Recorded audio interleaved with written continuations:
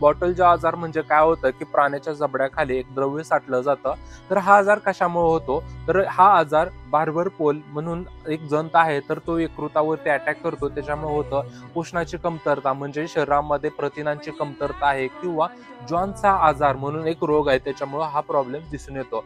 तर हा आजार झाल्यानंतर कोणकोणती लक्षणं प्राण्याच्या शरीरावरती दिसतात, तर पहिलं लक्षण म्हणजे जबड्याच्या खाली सूज येते. त्याच्यानंतर प्राण्यावरती भरपूर असा अशक्तपणा येतो. त्याच्यानंतर भूक मंदावते, खाणं पिणं प्राणी कमी करतो, वजनामध्ये घट होते. त्याची जी त्वचा आहे तर ती त्वचा फिकट होते, म्हणजे काय होते की पापणी ओपन करून बघितले तर तिथं पांढरा कलर, हिरड्याला पांढरा कलर, अशा प्रकारची लक्षणं येतात. आणि काही ह्याच्यामध्ये त्या प्राण्याला जुलाबी लागलेली दिसून येते. तर ह्याच्यावरती आपण उपचार काय करायला पाहिजे, तर ह्याच्यावरती जंतनाशक आपण देणं गरजेचं आहे.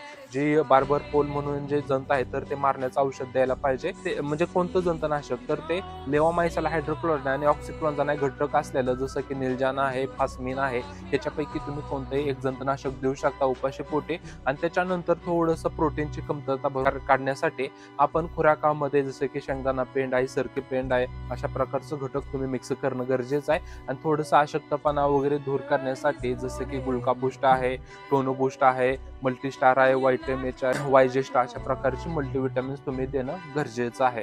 तुम्हाला माहिती कशी वाटली जरूर कमेंट करून कळवा. धन्यवाद.